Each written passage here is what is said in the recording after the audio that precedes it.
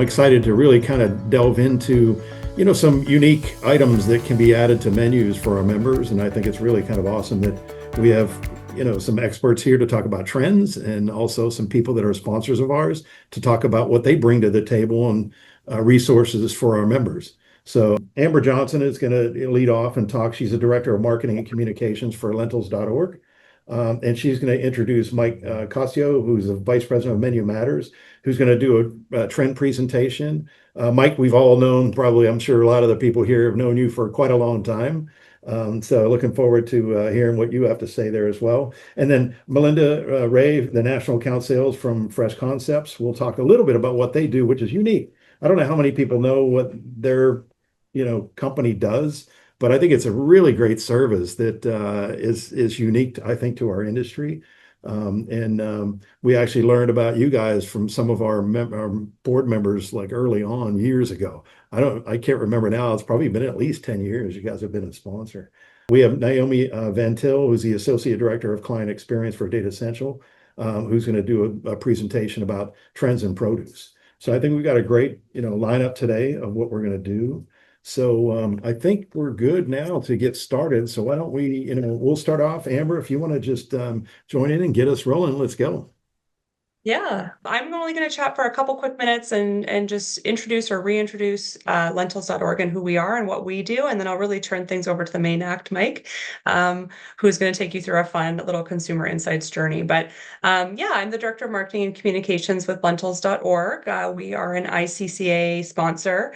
My colleague, Jeff Miller, he's traveling today, but many of you have met him as well. But we are effectively the commodity board for lentils. So we work on behalf of the farmers who produce lentils up in Canada. And so as a commodity board, we don't sell anything ourselves. We really just advocate for the ingredient. We want to see more lentils used on food service menus more often and in more unique applications. So we have a various, array of resources that you all can tap into. We have a Chef James Bickmore Hutt, who you all know from Dole. He works with us as well. So we have culinary resources on our team, marketing, a large host of consumer insights from over the years with some recently fielded data that Mike will walk us through and introduce you to here today, and a number of other resources that we can tap into. So really, if you're looking at exploring lentils on your menu, please chat with us and we can see how we can help you out. And there aren't specific products in particular that we're tied to. We're just advocating for the ingredient as a whole. Canada is the world's largest producer of lentils. On any given year, on average, we plant around 4 million acres of the crop and produce about 2 million metric tons of lentils. For the most part, we're growing red lentils. About 70% of our production is red lentils. They can be used in their whole form, like on the screen here. Those don't look red, they look brown. We have some weird labeling issues in our industry, but brown lentil is a whole red lentil, same thing. They can often be split as well, and that's where you'll get that orange colored or salmon colored lentil that's a little bit flaked. And then about 30% of what we grow are green lentils, with black and French green making up less than 1% of production. So niche varieties, but we do still grow those here. With that, I will turn things over to Mike to take you through a little consumer insights journey of what the consumer is saying. And then we'll be happy to take some questions at the end. So over to you, Mike. Thank you. Maeve actually started the company 10 years ago, and the idea behind Menu Matters is really to make sense of all the data and the information and the trends and kind of that landscape that's out there, and really figure out what does that all mean for the clients that we work with. So it's really consultative. We work one-on-one with clients to make sense of, the giant landscape. We both have worked in data in the past. Like I said, I was at Data Central previously. Before that, I actually got my master's degree in food anthropology. So I'm a food anthropologist by trade. And Maeve has worked in research and data for over 2 decades. And then the two of us also have our culinary background as well. So she actually owned a cafe in Vermont for years. And I have my culinary degree as well. So it's about kind of combining all of that with also that culinary perspective. So I know the chefs who aren't here, that is really how we think of things. But for us, at the end of the day, it really comes down to human-centered insights. So at the end of the day, who's going to be eating our food? It's the consumer who's going to consume the menu items that we create, the CPG products that we create. And so what does the human need at the end of the day? What are consumers looking for? What do they want from us as the F&B industry? And so that's a lot of the research that we do. It's just kind of figuring out what are those kind of core emotional need states that humans have, and then how do we solve for those as the food and beverage industry? So that's why lentils came to us. They were like, what's up with lentils? What's going on with consumers? Are there, any needs that the consumer has that we can solve for? And so we conducted a battery of research with them just to kind of understand where consumers were at and where the opportunities lay with lentils. And so that's a lot of this research that I'm about to show you. And I think Kevin said, this is very informal. If you have questions, jump in. We have a small group here, so, happy to answer any questions or just have a conversation. So the first thing we wanted to know is just kind of right off the bat, do consumers just want to see more lentils on the menu? For the chefs who are listening in, do they want to see more lentils from you? So if they had said no, obviously there was a different tactic that we would take. But instead, we saw this stat right off the bat, which was that about 3/4 of consumers said that they did want to eat more lentils at restaurants. So, and that's the wide variety of food service operators. So it's not just necessarily commercial restaurants, it's non-commercial restaurants as well. But we already saw right off the bat, a huge percentage of consumers wanted to eat more lentils in food service locations, and that was across demographics as well. So we saw, from younger consumers all the way through senior consumers, that they wanted to see more lentils at restaurants. So immediately we kind of knew, the directive that consumers were giving us. It was also across every single segment that you can imagine. So these are the stats here across all of the commercial segments. So 80% of QSR users, 81% of fast casual, all the way through to fine dining, 84% of those users want to see, or they like lentils. So you can see that overlap here. This is actually the cleanest chart that I've ever seen, where it's literally 80, 81, 82, 83, 84. When we checked, it was like, is this correct? Is the data right here? But it is. We double checked it, and these are the numbers. So again, across every single segment, across every demographic, consumers both love lentils and want to see them more on menus. And then you do kind of have this core consumer base of consumers who love lentils so much that they order them every time or almost every time that they see them on the menu. So these tend to be those really health-driven consumers. These are the consumers that know if they have a lentil bowl or a lentil wrap or something like that, that they're going to be filled up, that it's going to taste good, that it's probably going to be in some type of global application or health-driven application. So already, you can think probably about 1/3 of the consumers who are walking into your restaurant, if you had lentils on the menu, would be likely to order them, just because, it's an ingredient that they trust for those variety of metrics. So knowing that consumers said, okay, I want to see more lentils on the menu. I already love lentils. Where are the trends? Where are the consumer trends? What are the things that they need? Where is the opportunity lie for us in the food and beverage industry to give them lentils in those on-trend consumer-facing applications that get them excited? So this was the second kind of side of the battery of research that we did. So I'm going to dive into 3 trends that really impact menuing in general, and then kind of where that lentil opportunity is based on what consumers told us. So the first one here is global ingredients and flavors. So I think you can talk about innovation these days without talking about global ingredients and flavors.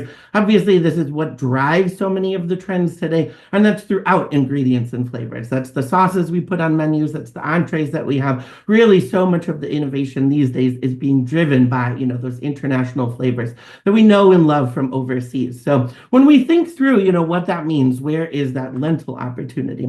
So then we did kind of a social media roundup. So this is kind of that, way of getting into the consumer mind. What are they seeing? What are they posting on social media? What are they talking about? What is that, consumer conversation around lentils, and in particular around the wide variety of global cuisines that lentils can play in? And that was the thing that we saw, was that consumers were posting about them in a wide variety of cuisines. They were seeing them in a wide range of cuisines. It wasn't necessarily, oh, we're only seeing them in Indian dishes, or we're only seeing them in Middle Eastern dishes.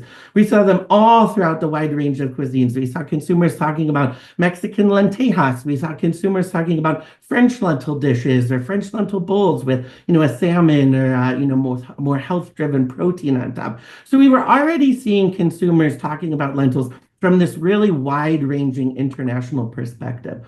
And so we wanted to follow up with that and just ask consumers, okay, what are the top cuisines that you consider lentils to be a part of or that you associate lentils with? Number 1 for them was Mediterranean. Just beyond that was Middle Eastern, then Indian, then American, and then Mexican. So I think the story here is twofold. Number one is this is obviously a really wide range of cuisines. So when you think from the chef perspective, if you are innovating with that focus on international or global flavors or cuisines, you really have permission to use lentils in a really wide range of those cuisines. You should really consider them as a part of kind of that stable or that toolbox of, ingredients that you're going to use. If you want to make a cool Indian curry on the menu, or you want to do a Middle Eastern wrap or something like that, because consumers already consider lentils to be a part of these cuisines. I think the other one is that, American is here as well. So even some of those comfort foods that we consider to be, kind of so important to American cuisine, burgers and things like that, consumers do consider a lentil to be a part of American cuisine as well. So if you're thinking of some of those, comfort dishes that you want to put on the menu as we head into the summer, certainly a place for lentils to play there as well. The thing that you probably aren't seeing here are some of the European cuisines, and those are actually just past these five. And I think they just split the vote a little bit. So you saw all of those European cuisines at the end. So I think if you consider European cuisines as a whole, there's certainly a place to play for lentils as well. So that's the lesson for chefs when it comes to global foods and flavors, is that you can certainly, consider lentils to be an ingredient in those wide range of cuisines that consumers want today. All of those trendy foods and flavors and cuisines and applications, there's a place for lentils to play, and you should play with, considering that we saw earlier that consumers want to see more lentils on the menu. The next section here is talking about texture and kind of the textural wants and needs that consumers have. This actually comes from our consumer needs states report. So every year we put out a report that just asks consumers, what do you need in the year ahead? So what do you want from the food and beverage industry? And then we distill it down. And one of the needs that we saw in consumers this year was that they really wanted more textural fun, more textural experiences, more multi-sensory experiences on menus.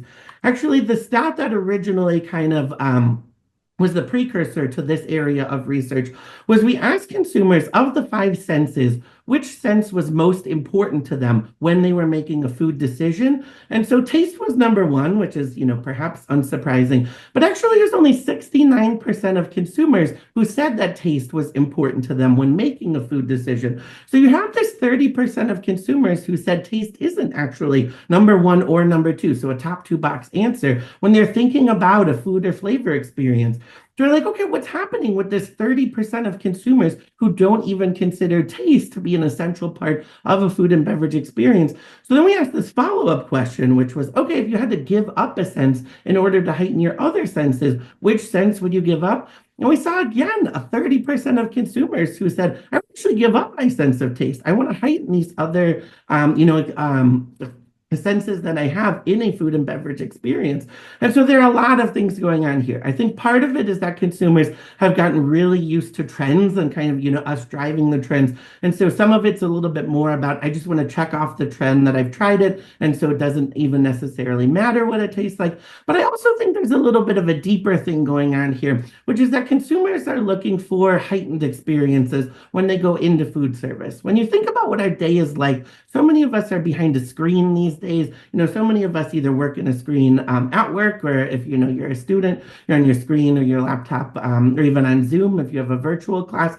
We're on these screens all day. When you think about even when you go into a food service location, we're ordering from a kiosk often. We're often getting the little update on our phone that our order's ready. We're sitting alone at a table and we're on TikTok while we eat that food. And so we don't necessarily have those awesome multi-sensory experiences that we crave. And so I think they're looking for a little bit of that from us. I think they're looking for us as the food and beverage industry, as chefs, to give them, those aromatic experiences, those more sound-driven experiences that kind of take them out of just, the day-to-day grind that so many consumers, are dealing with.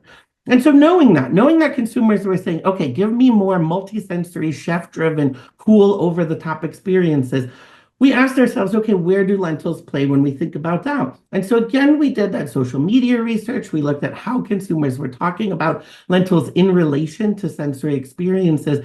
And again, we saw a really wide range of kind of topics that consumers were talking about when it came to that sensory experience. So they loved crunchy lentils. They loved lentil fritters. They loved lentil chips. They loved creamy lentils. They loved, the lentil dips and swiping a pita into that lentil dip. So we saw, again, a wide range of consumers really interacting and getting passionate about lentils when the kind of idea behind them was kind of heightening that really sense-driven experience that consumer was going to have.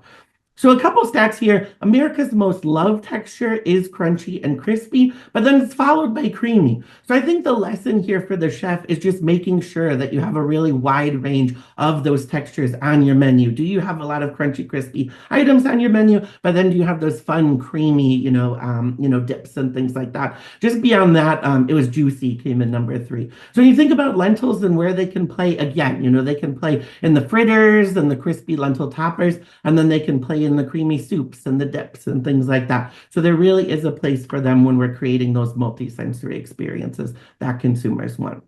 And then the last section here is just talking about health and plant-forward eating. I don't think we can ever talk about trends if we're not talking about what are the health trends, what do consumers want these days. Obviously, this is a category that's constantly evolving and changing, and what consumers want from health is constantly changing. And I think the thing that we see more than anything these days is, consumers really thinking through health and what it means for them personally. So almost kind of the diversification of health and kind of the needs that each individual consumer has.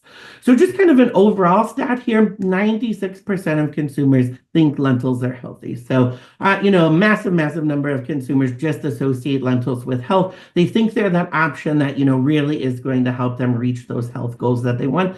And when you ladder that up to that earlier percentage, which is that 3/4 of consumers want to see them on menu, I mean, what a great example of, an ingredient that consumers both think are healthy and that they want to see more of on menus.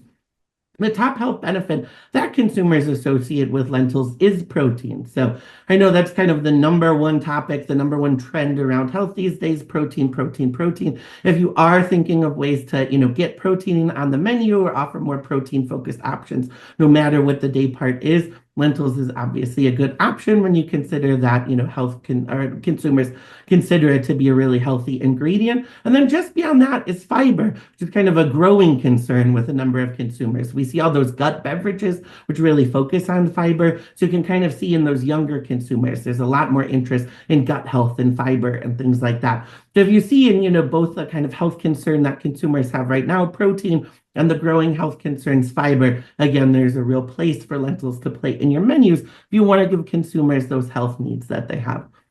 We also wanted to understand just what was happening with, all the plant-forward and plant-based cuisine and ingredients and dishes. Where were consumers at? Were they still looking to reduce their meat consumption? Had that plateaued a bit? So we just kind of wanted to understand that in consumers.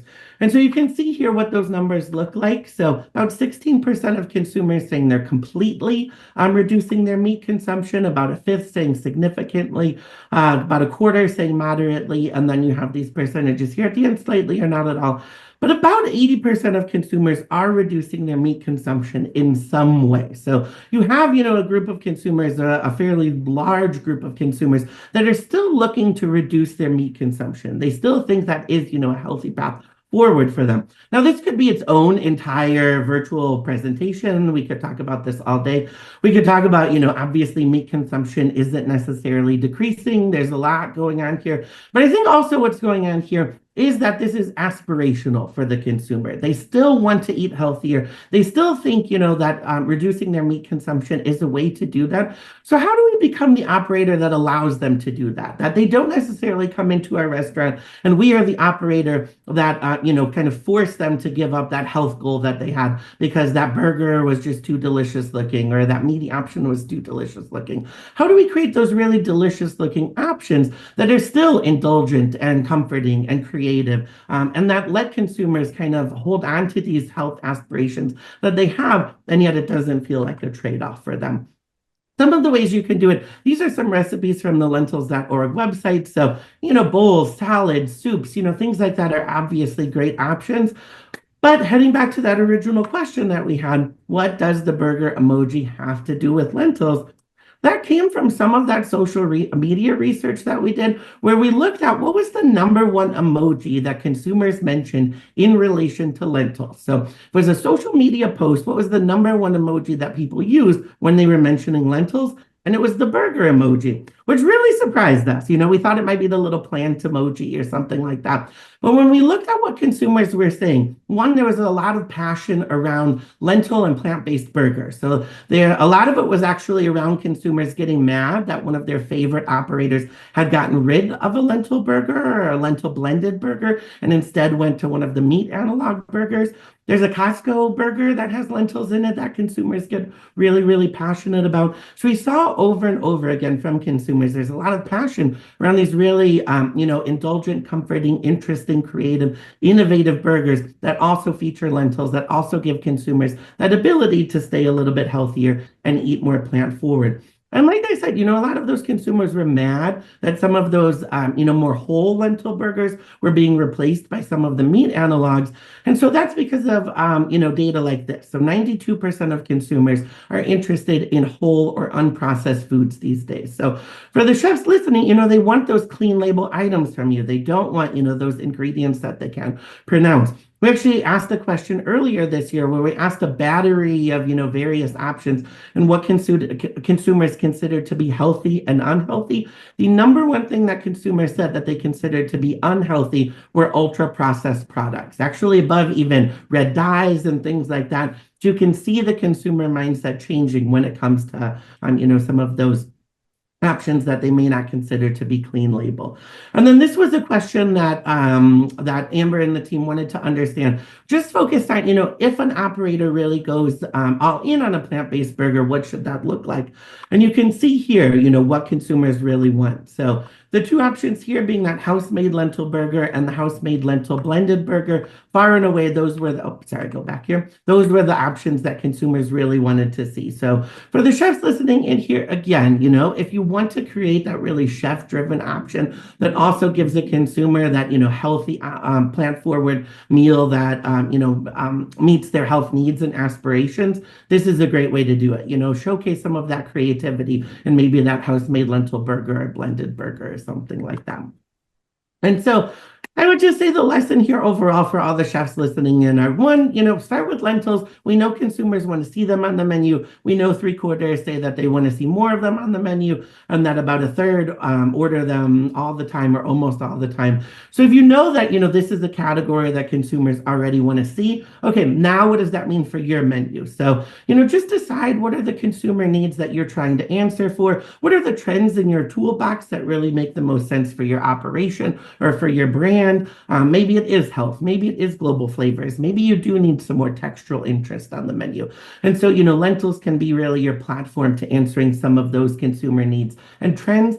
And then just put your culinary skills to work. It's all about you, the creativity that you put into it. It's about giving consumers something new and meaningful and gets them really excited. And that's really, at the end of the day, what our industry should be striving for and what we're all about. So thank you so much. This is my information here. I would say if you can follow me on LinkedIn, because I post a lot of this type of data all the time, I would appreciate it. Yeah, I've got a question for you, though. Yeah, absolutely, Kevin. So a couple of things. One, I've got to say to Amber, 90 plus people think of lentils as being healthy. Yeah, awesome job. Give me a round of applause for that one. That's amazing. But the one that really blew me away, Mike, was that all the consumers across all the different segments were equal. Wow. Have you seen that in any other kind of product before? That's so unique. We were really surprised too. You never know what the numbers are going to look like when it comes out and what your tactics are going to be. That's the whole point of the consumer research. And so, yeah, I think immediately we kind of thought, sure, there's going to be a place for them to play on the or on the full service menus, and then the limited service menus, we might have, a little bit more work to do. And instead, yeah, no, you saw that we saw it across all of those. So I think that's just part and parcel of that earlier number that you spoke of. If everybody wants to see them on menus, it just kind of makes sense They want to see them in a wide range of applications. And then some of it too is like I was talking about the social media chatter around lentils. It wasn't necessarily some of the preconceived notions that even we in the industry might have or that chefs might have, like, oh, it should be in a soup all the time. When you look at like what younger consumers are consuming, it's, lentil fritters and falafels and, things like that. So their perspective of lentils is really different than I think a lot of us might think. And so I think that's where so much of that opportunity lies. They're really open to a lentil patty at a QSR or something like that. Yeah. And then a follow-up on that, Amber, to you is like, I would think that the Mediterranean, is really growing big time, especially Lebanese, Syrian, that kind of, Greek, that kind of food. You think that's really playing a major role in your growth? I've been with Fresh Concepts about 5 years. Before that, I was nearly 8 years in food distribution. Before that, I grew up in restaurants my entire life. I had a catering business, a couple bar and grills, managed everything. I've done everything from dishwashing to managing and owning. So found my home at Fresh Concepts. I love it. It's a great company. Just to tell you a little about it right now. So we are a produce management company. We have a contracts team that goes out and contracts produce for our clients. We work with distributors to make and pass those savings on to our clients. We work nationally with multi-unit food service restaurants. Some of the services we provide are managing the produce needs. The stability in our contracts is one of our big ones, obviously, that people really find value in. Transparency in the supply chain. That's something that as a distributor that I really, when I worked at distributor level, really valued about Fresh Concepts. And one of the reasons I kind of want to work for them. The integrity of the program that we have is extremely transparent. We don't try to hide anything. We go get contracts with our buying power. We pass those contracts on. We tell you all the in between. So that's something that's not necessarily always forthcoming in food service distribution, and it's something that I value about Fresh Concepts in general. We also save, because of the fact that we have a whole team working for you on your side of the negotiating table. We save on labor costs for your procurement team and your ordering team. I like to say that we have like 4 tiers basically to our program. Cost savings obviously is a key for most. This says $2 billion of purchasing power. I think we actually just hit the $3 billion mark. We recently, in the last few years, partnered up with a Produce Alliance. They're our sister company. So together we have that much more buying power, which really helps save our clients money. We also have fully managed freight costs. So we always we negotiate those freight costs as well. So it's never just a blanket cost that we're told from distributors. We watch it all the way to their back door and then to the end user. Our support team, we have a support team we have an account executive, one account executive per client. So that means one point of contact for our clients nationally. So no matter if you have 3 distributors or 50, you have one point of contact. And I think that really helps our clients and something that they really appreciate as far as menu management, just anything really that has to do with their produce. They don't have to go, okay, who do I call? They have one point of contact and that one person will take care of it. So that really helps. As well as our pricing specialist team. We negotiate all the pricing weekly.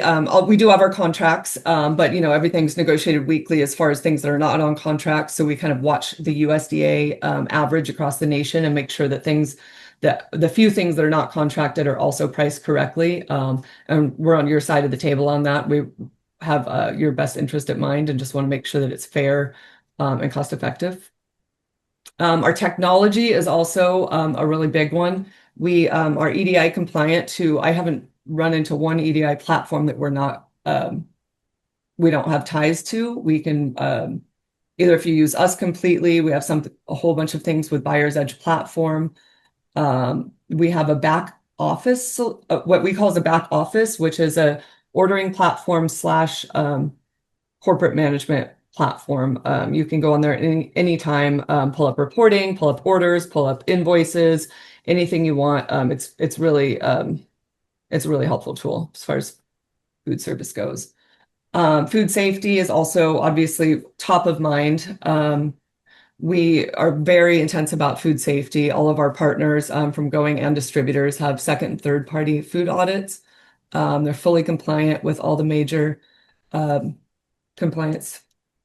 And real-time recall tracking. That's actually in our back office system that I was speaking of.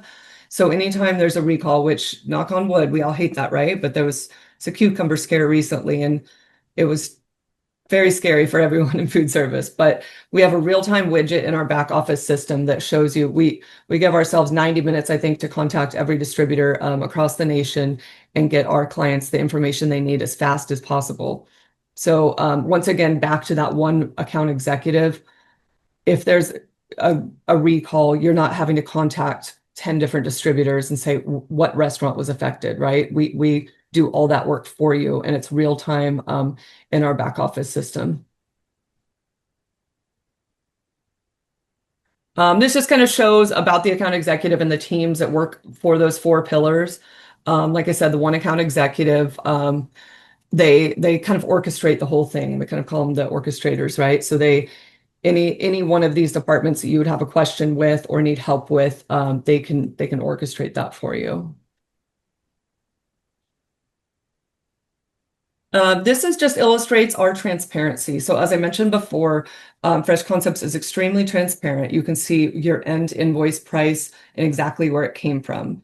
So at any given time, you can go in our back office, or your account executive can provide you with a report that will show you where that price came from, which is not always the easiest to do, right? But in our system, it completely is. It's always transparent. So at any given time, you can pull up a report that will show you what our contract was, the negotiated freight rate, the laid-in cost, the markup, negotiated markup with the distributor, our fee, and the end invoice price. Oh, also to mention our fee, the 5 to 10% that I quoted for savings is that's after our fee. So the end invoice price has us in there, and you never have to pay Fresh Concepts separately. We are worked into the price, and we are completely transparent about what that is. It's actually the distributor who pays us out of that. We invoice them, so you still just pay the distributor the invoice price. This is just a snip of our corporate dashboard. This is me before I went dark with my hair. It shows your account executive who to reach out to, when you need assistance. This shows your ordering. You can click on this and look through all your orders, your invoicing, customer service reports. Over on this side of it, you can pull up endless reporting that you'd like. There's another widget that shows all the products that you order, and it will show you how much you've ordered in the last 30 days and what the market and what the trends are doing with them.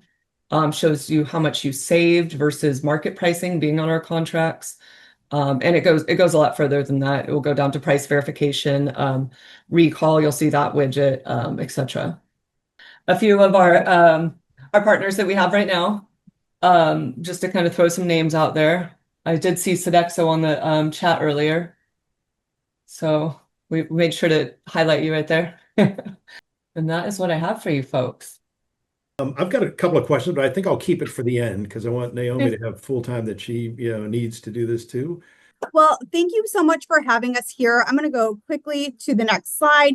Today, we're just going to focus on the vegetable portion of the produce today. But first off, I'm just going to mention a really quick note about Data Central, our company. Just on a high level, Data Central supports the entire food and beverage industry. We help everybody from manufacturers to operators to retailers, distributors, and all kind of teams within those organizations, including sales, culinary, marketing, and insights. And in fact, I did work with Mike Custio in a past life, which was really great. And it's good to see him up. And in fact, we're going to be kind of not covering the same things, but he teed my section up really well today. So feel free again to ask questions. I have a lot of background in the food and beverage industry, in marketing research, and I love talking to you all about today. We're talking about produce trends. Okay, with that, 57% of consumers say that they need to eat healthier. And, we all know that that is something that everybody strives to do. However, we just came off this week. Data Central had our annual Elevate event, community event, and this was a common theme we talked about, really around health, everything from, of course, GLP-1s to functional foods to even removing seed oil from people's diets. So in legislation from the FDA down to just what consumers want and are talking about on social media, everybody says that they want to be healthier. In fact, according to operators are seeing this at the restaurant level. So just some stats here for you guys to read. Just about half of operators are saying that they're seeing each of these three different statements. And I'll just read them really quickly to you. But more customers today are modifying their orders so that they do not include breads. So that carb heavy, people are eliminating more of those, whether it be just for health or gluten-free. Consumer demand for healthy menu items is in fact higher today than they've seen in the past, whether it be more plant-based or even adding more vegetables or protein focused. And more customers are just requesting healthy modifications in their orders as well. And what are operators planning to do? And this survey information is in fact from this year. So this is recent data. And in terms of this next year, about 45% of operators say that they will increase their focus on healthy menu items in some capacity. So you can see those, oops, I think I have a little box right there around there. You can see that if you add those two percentages together, we get to almost 50%, about 45%. So 6% substantially want to increase focus on healthy menu items, while 39% have a moderate increase focus on healthy menu items this year. And you can see I left those little distributions there for on-site versus restaurants. So you can see that split as well. Okay. So just to give a little more perspective in terms of how consumers want to eat healthier, we asked them, and you can see that question at the bottom here on the screen. In a typical week, do you think you are having too much, just enough, or not enough of the following? And, there's a lot of numbers on this slide. I wanted to point out that biggest deficit is around fruits and veggies. And you can see all these other things listed, like protein's quite high, fiber's quite high that we talked about with the lentils. But in fact, fruits and vegetables is the biggest category deficit of people saying they're not getting enough of. And so we wanted to ask, and again, this is around the global thought. So keep that in mind, what Mike had talked about earlier. We're going to talk about that as well moving forward. When looking at different cuisine types and what people eat at restaurants or even at home, we asked consumers, what's healthy? What do you consider healthy? In fact, American cuisines, consumers say, are the most unhealthy compared to all of these other different global or international cuisine types. And why is that? Well, there's a lot of vegetables being used throughout a lot of these other cuisine types. In fact, plugging a little bit of our Data Central data here, and this is a little bit older. We're actually releasing a new data for 2024 in the coming weeks, but this is still very relevant. When looking at every single restaurant location for those largest chains out there, so the top 500 chain restaurants, we're seeing, and there's a lot of numbers, I apologize for the eye chart here, but we're seeing that those limited service restaurants, so LSR means limited service, those top growing in terms of adding locations or opening locations in the US are salad or healthful chains and regional global chains.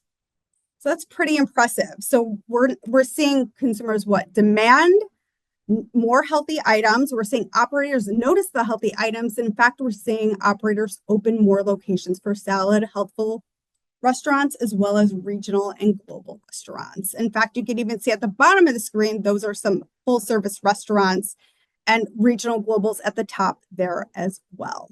So just really quick, I'm going to go through these. Of course, many of you already know of Cava Grill. Again, another great Mediterranean restaurant. And we can see some stats here. This is a little bit older, again, the stats. But, as of 2023, there were 309 units. Now, currently, as of this week, 394 units. So Cava Grill continues to grow. They are a DC-based Mediterranean fast casual concept who offers a ton, as you can see, of vegetables in all of their bowls and dishes. Salad and Go is another concept that's growing. Again, this fills that healthful salad stat that we saw a couple slides ago. This is a quick service restaurant that is Arizona based, and their motto is to make drive-through food, fast food, better and healthier. So in fact, this is a drive-through salad concept. You can make your own customized salads, or there's a whole list of signature salads that they offer as well, with a very moderate price point that's much more attainable than some of the fast casual places, and their price points are around $10 for entrees. Okay, and so I'm going to cover just a few veggie mega trends. We don't have all too much time. You know, I could talk for hours on some of this stuff, but I wanted to call it just some of the veggie menu mega trends that we're seeing across menus. So we talked about some chain restaurants and those kinds of places that are opening and featuring their menu items. But now let's look at, on an overall basis, what we're seeing in terms of mega trends across menus and across those primary dish types or category types that predominantly feature vegetables or produce. And first, we're looking at the inception stage. So we're seeing, in terms of side vegetable trends, we're seeing some global influence. Again, what Mike was talking about earlier in terms of lentils, we're seeing in the earlier stages, so whether it be at ethnic restaurants or fine dining establishments, we're seeing a lot of global influence being mixed into some of these side vegetable dishes. And I'm going to show some examples coming up, but I want to get through covering off on the megatrends first. In terms of salads, we're seeing some development into using different bases, whether it be broccoli or Brussels sprouts, as a base versus some of the more tender salad greens. Again, we're seeing these types of trends at trendier restaurants or even specialty grocers. I feel like I was at a Whole Foods and I saw a Brussels sprouts salad in their produce section there. Bowls, so dishes as bowls. So we've seen burrito bowls, but now we're seeing vegetables being that base for bowls like pizza bowls or sub sandwich bowls, and different types of dishes as a bowl, rather than them being very carb laden or heavy dishes. We're seeing them being innovated with different vegetables or produce. And then finally, of course, there's always a place for indulgent, but in terms of fried favorites on the appetizer menu, we're seeing innovation with different kinds of vegetables, different kinds of batters and coatings, as well as, of course, innovation with different sauces for those vegetables, whether it be fan favorites like ranch, spicy ranch, or even some global inspiration being incorporated with those different sauces. And I'm going to give you a couple examples here. In terms of that side or that global influence, this is a Las Vegas-based independent called Sugarcane, and they have a grilled asparagus that features lemon, those bonito fake flakes, as well as a sweet soy sauce. So very Asian-inspired dish here.